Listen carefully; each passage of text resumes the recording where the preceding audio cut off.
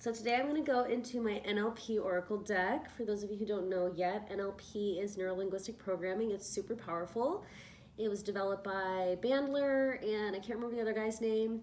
Essentially, they went around to people who had really succeeded in certain aspects, maybe getting rid of old trauma patterns or just like winning in life. And they asked all of these people how they got the results that they did. And then they started repeating those results. And so that's what NLP is. It's basically a bunch of tips and tricks about shifting internally and how to get winning results with those. All right, so let's see what they say today, Spirit. Please let a message come in for this collective. These messages come in on the frequencies of the highest wisdom and unconditional love. And this might be too many, but let's see what we got. That was really quick.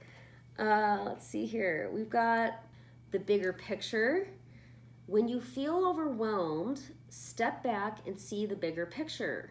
Ask yourself, will this matter in a month, a year, or 5 years? Okay, I gotta just chime in on this one. I kid you not, the minute I start thinking beyond the present moment, my guides are like, don't worry about it. It's literally like, and it's sometimes they just show it to me in text in my head. Like they show me a sky and then they write it in like cloud text and they'll just be like, don't even worry about it. So that's huge. This was, I'm not sure if it's like this for everyone, but I know that I came from a lineage of worrywarts. Okay, this is the big picture card. This is like don't worry card. All right. I came from, a lineage of worrywarts. It was like they were worrying about things that like possibilities, like just even possibilities. And what Spirit says to me is like everything exists in the reflection. Infinity exists in the reflection. And whatever you think about and focus upon, you're actually creating quantum bridges to those realities. So they're just like, if you don't want to see something like that, if you don't even want to see the evidence of that in your life, don't even worry about it. Don't think about it. It doesn't mean it doesn't exist. Yeah, conspiracies exist. There's all sorts of crazy things going on, but unless it directly has something to do with your life and you directly can take action on it, don't worry about it. So that's what's coming through for that card. All right, this next card is reframe the fear. Fear often signals that you're on the edge of growth. Ask yourself, what's the worst that could happen and how would I handle it? Then flip the question, what's the best that could happen if I succeed? Shifting your focus from fear to opportunity empowers you to move forward. So, yes to all this. This all sounds super groovy. I like everything that I'm hearing here. The way I think of fear is false evidence appearing real.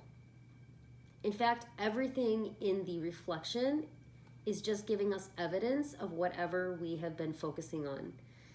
In fact, this is what my guides say, is that actually everything in and of itself doesn't really mean anything. It's the meaning that we give to it, right? Like if two people are standing side by side, it's just their ideas about whatever's coming up that's going to have them bounce off of it. You know, one person, I give the kind of silly example. If one person sees a demon, okay, like a demon with like a tail and all the things, and their demons really freak them out, like they've got like ideas maybe from their upbringing or their religion or something about that, they're going to have a panic attack in front of that demon, obviously. And the person next to them doesn't believe in stuff like that and might just start laughing and be like, is that tail for real? Like, what's up with your face? Like, that's hilarious. And they both respond completely differently to it.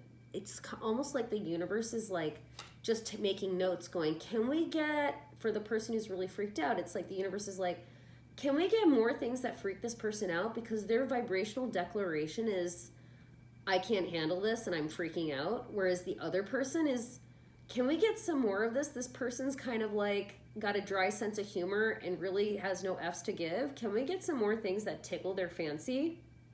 I don't know if that's the best example, but yeah, fear, false evidence appearing as real. It's all in our mind. It's not to say that there aren't some really terrifying things out there. There are.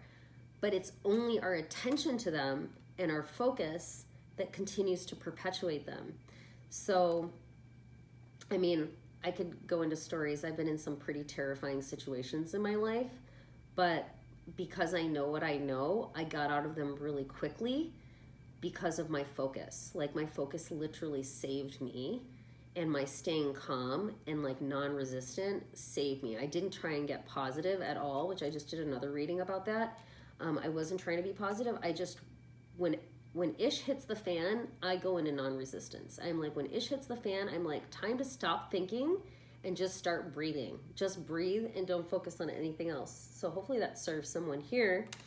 All right, we've got one more card. I think that's pretty much it. This is a lot to chew on. And it says, brighten the vision. Transform how you feel about a goal by enhancing its mental image. Picture your desired outcome. Make the colors brighter, the details sharper, and the scene larger. The more vivid your vision, the more motivating and achievable it becomes. So this is super powerful because this is kind of, everything exists in the reflection. This is what Spirit's saying. Everything exists in the reflection. And when we do like these kinds of imaginal scenes, Neville Goddard, I think they're referred to as SATs, states akin to sleep. You do these kind of visual images. You plant these seeds before you go to sleep and you flesh them out with detail. Just a short scene, something like that. I'm going off on a little mini tangent here. But my guides say like you're basically bookmarking or earmarking that scene in the spacious present. And if you impress it with some feeling and emotion and use all your imaginal senses, a series of events will eventually play out that leads you to that destination, as long as you're not in resistance to it. You got to play ball. You got to become the embodiment of the person who's going to experience that scene. But yes, the more we match, I did another video about this too, the more we match our emotions, like this is such an amazing, powerful manifestation technique for calling in reality, like calling in your destiny.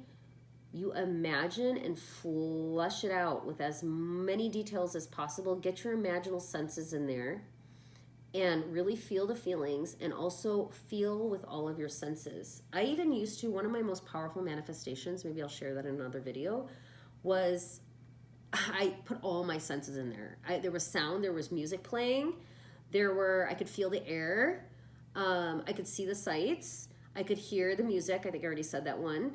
And I was even chewing gum, like while I was doing the manifestation, because I was like, in this scene, I'm going to be chewing gum. So I could taste the gum and I could smell the spearmint. Xylitol gum, of course. Like, of course. So, yeah. All right, so let's see if we can tie these all together. So, false evidence appearing as real, we don't even worry about it. Bye. The bigger picture. We focus on the bigger picture and see how is this going to matter in the long run, right? So if it's any kind of worrying, it's like bye. It's not even relevant because everything exists, and our focus builds bridges to the reality that we're going to experience in the mirror. We can brighten our vision. We can brighten our vision by really like focusing on the realities in the void or in the 0 point or in the infinity of all that is. Like Tesla said, if you want to understand the architecture of the universe, think in terms of frequency, vibration, and energy. So that's a lot to chew on.